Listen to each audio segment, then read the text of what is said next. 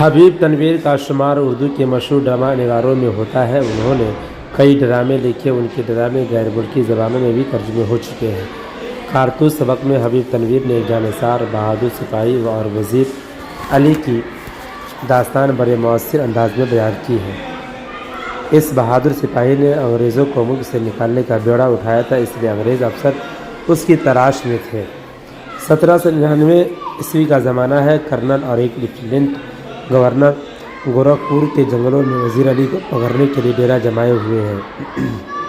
Colonel lieutenant سے کہتا ہے وزیر علی بڑا خطرناک ہے، وہ انگریزوں سے سخت نفرت کرتا ہے، اس نے اودھ کو 5 مہینے میں انگریزی اثر سے بالکل آزاد کرا لیا تھا۔ لیفٹیننٹ کرنل سے پوچھتا ہے کہ سعادت علی کون ہے؟ کرنل اسے بتاتا ہے کہ سعادت علی آصف الدولہ کا بھائی ہے اور وزیر علی کا چچا، یہ دونوں آپس میں دشمن کی طرح رہتے ہیں۔ وزیر علی کی پیدائش کے بعد سعادت علی نے اپنی موت